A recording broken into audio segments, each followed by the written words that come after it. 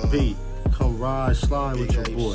On my way to 1,000 subscribers. Like, follow, subscribe. Let me know something. Tap in. On my way to obtaining everything that I want and everything that I need. Always remember, keep it cool, keep it smooth. We on the move. What's up, y'all? What's up, man? Too Smooth back in action. You know what it is, you know what it ain't, man. Today we know I'm hoping everybody had a good, little holiday vacation. We had a couple we had Christmas Eve, Christmas, New Year's Eve, New Year's. So we'll hope everybody's safe, sound, all that good stuff. But just recently, I think it was like yesterday, the president he dropped he had a military strike in Venezuela, right? And so now he has the whole world talking about how he captured the Venezuelan dictator. He was the de facto ruler, even though he wasn't like legitimately voted in. But he's been the de facto ruler, I guess, like narcotics and cartel, political assassinations, things of that nature. So we're gonna see, and we're gonna react to one of the YouTuber creators that I actually like a lot, Andrew Bustamante. He's an ex-CIA officer. You know how that is, ex. You know what I'm saying? But ex-CIA officer, and God. Late last night, at my direction, the United States Armed Forces conducted an extraordinary military operation in the capital of Venezuela. In the early morning hours of January 3rd, 2026, President Donald Trump successfully ran a CIA covert operation to capture Nicolas Maduro, the illegitimate dictator of Venezuela. The whole world is talking about this operation, and people are shocked, but I want to give you three important viewers. Actually, that was today, so that's my fault. That was today. About this operation that most people don't understand about CIA and Donald Trump's vision for the future of Venezuela. The first thing to understand is that without a doubt, this operation is going to be contested as potentially illegal. What we saw here was something called an extraordinary rendition, something we haven't seen since the global war on terror, when U.S. military forces were recruited by CIA in order to go out and capture terrorists and bring them back to the United States for trial. That's exactly what you saw happen with Nicolas Maduro. So, global rendition, you gotta understand what that term means. Basically, when governments, high level, top tier governments, agencies create a team and they go after global terrorist threats and they're able to extract them from whatever country they may reside in, even if they are the leader of that said country. That's interesting.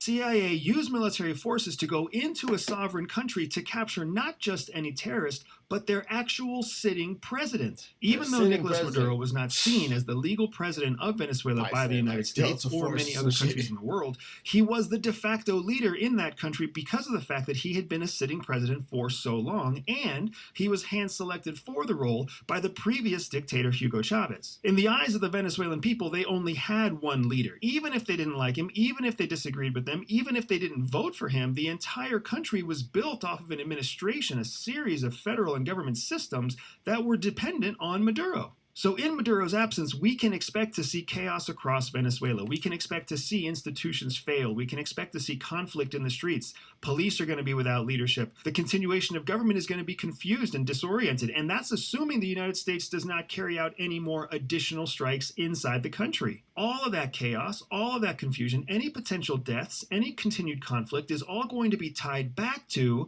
this idea of an extraordinary rendition by the United States against Nicolas Maduro, the sitting president of Venezuela. Without a doubt, the Chinese, the Russians, the Iranians, the Cubans are all going to condemn the action. It's uncertain how many parts of Europe and parts of Asia are all... So with that many countries probably going to condemn the actions of the U.S., I mean, they're probably already against us to begin with, but that also lets us know to keep an eye on, probably how they move and just, the next coming days and whatnot.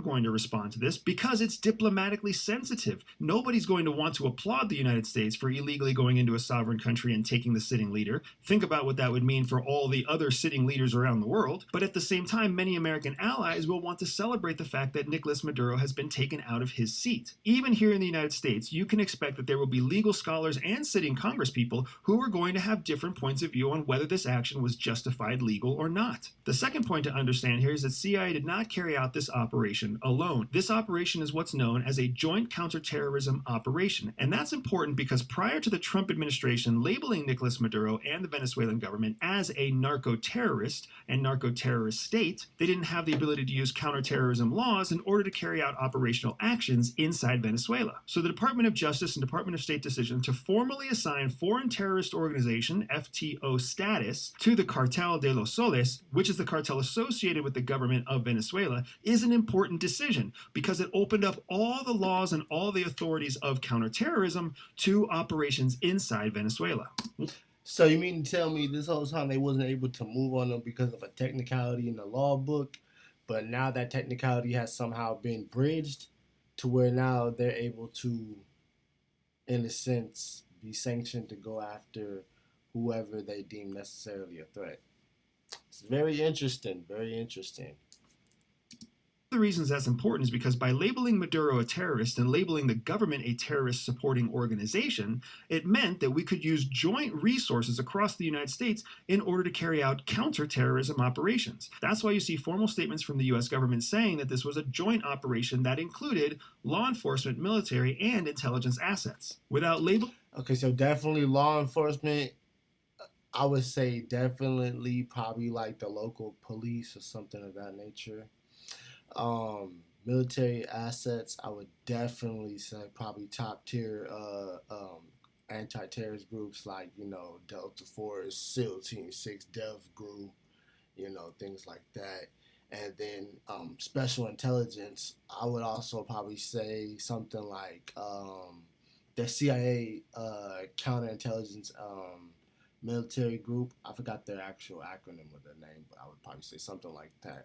So probably all three working in conjunction, something like a spec ops, like joint operations type shit. So Joe SOCOM or something like that. I would assume. I could be totally wrong though. Maduro and the government of Venezuela as a narco-terrorist organization, the Trump administration wouldn't have been able to carry out operations against the sovereign state of Venezuela itself. Another important thing to understand when it comes to these joint operations is something called authorities or titles. The U.S. military and CIA are governed by two different sets of titles. Title 10 for the U.S. military, Title 50 for the CIA. Title 10 grants the U.S. military the operational authority to carry out military operations of an overt nature against foreign threats. Title 50 grants the CIA the ability to carry out covert operations against foreign targets. That means the military has to operate under Title 10, overt military operations, and if the military is going to carry out anything that is covert, it has to operate under Title 50, which is controlled by the CIA. This is why CIA, in order to carry out their covert operations, pulls from the U.S. military elite services like Delta Force and Navy SEALs in order to carry out their most sensitive and most tactical military strikes. Very similar to the bin Laden compound raid in May of 2011, the raid on Maduro's compound in January of 2026 also included months of preparation and planning in advance of the actual strike.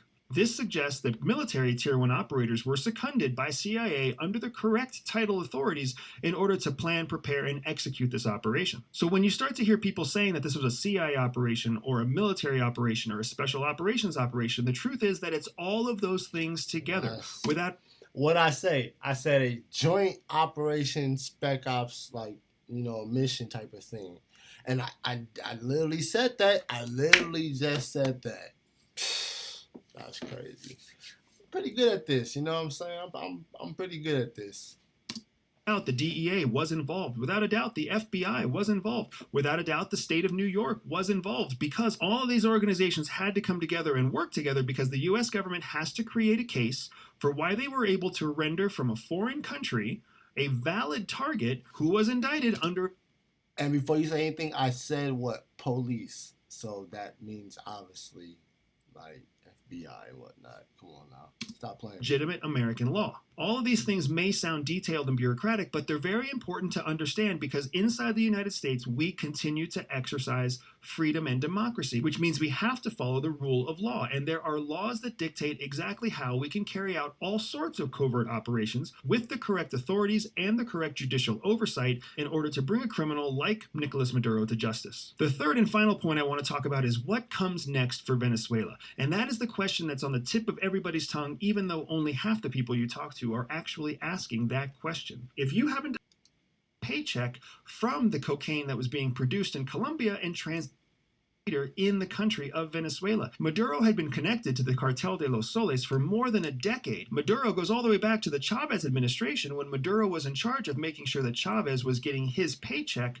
from the cocaine that was being produced in Colombia and transiting through Venezuela. So you can see that Maduro has been at the game for a long time. And as he started to climb through the political hierarchy, he would backfill the positions beneath him with trusted loyalists who were also part of the Cartel de los Soles. That means that the current sitting vice president, Delcy Rodriguez, is also part of the Cartel de los Soles. And the defense minister of Venezuela, Pedrino Lopez, is also part of the Cartel de los Soles. In fact, both people have been named in formal indictments by the Department of Justice against Maduro. And the list goes on from there to senior lieutenants that are in all the different branches of the military, including the Air Force and the Navy, because those are the organizations that are relied upon in order to take the smuggled cocaine out of Venezuela and across the ocean into the United States.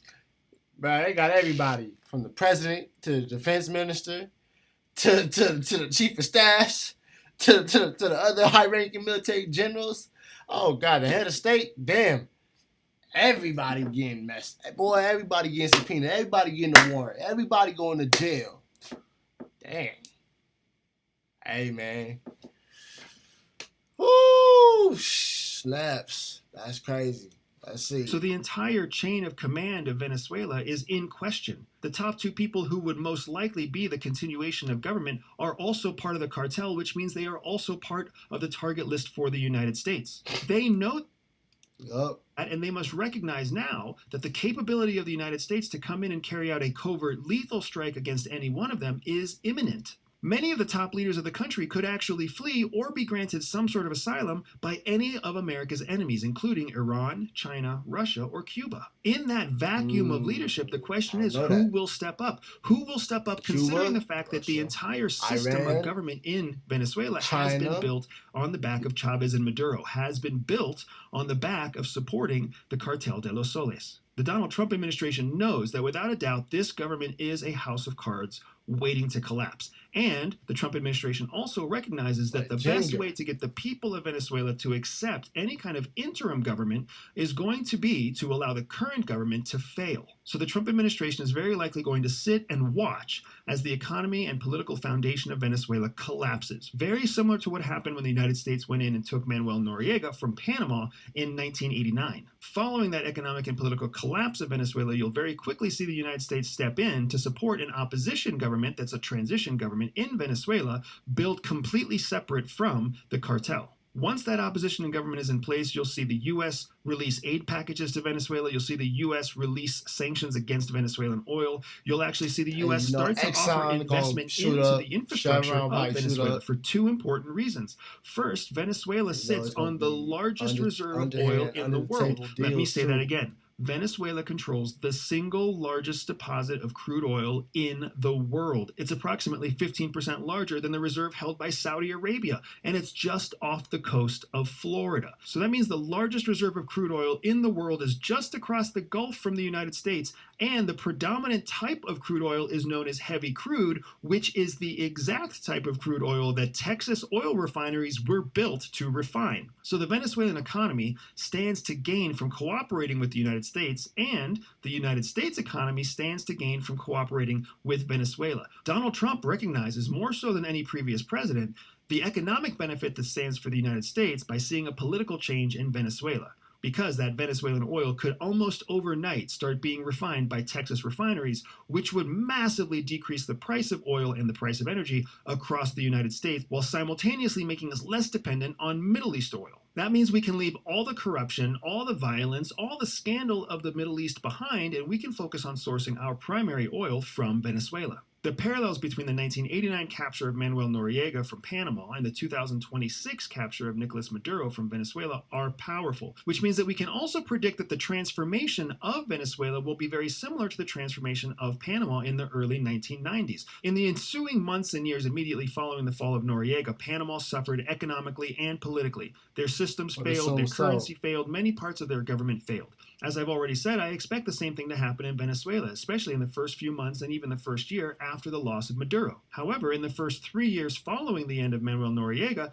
Panama was completely transformed. An opposition government was put in place that was pro-American, sanctions were lifted, and U.S. aid packages started to flow in, creating a very strong and healthy Panamanian economy. That means that in the next 1 to 3 years, we can expect something very similar to happen in Venezuela. An opposition government will be put in place that is pro-American. That opposition government will come with the release of sanctions from the United States, as well as foreign investment and aid packages from the United States in order to rebuild the infrastructure, the political foundation, and the economy of Venezuela, particularly since a strong Venezuelan economy is going to benefit the United States economy, and Donald Trump is trying to transform the U.S. economy in his second term. Okay, so overall, that's pretty interesting. But I will say, so Chevron, Exxon, whichever one is down there, they're gonna be making a lot of money. So please invest. Please be on the lookout for that stock. I would also say, since they are 15%, I did not know that. I truly did not know that. That was something we learned today. 15% bigger than even the Middle Eastern reserves. That is pretty significant. And people are like, oh, 15% is not nothing, but no, 15% of cubic pounds of oil. Oh, I don't know if that's even the right measurement, but basically that's a lot of oil, especially the one that actually America needs for military use, civilian use, infrastructure use. When he says it would drastically lower the price of oil in America, he is not lying. Not lying. That would be good for everybody, and it would make lots of money everywhere. So food for thought. But hey, it's gonna be a lot more videos coming in, tapping in. Hope you guys are blessed. Stay safe out there and continue to tap in with Too Smooth. All right, now. Hell yeah.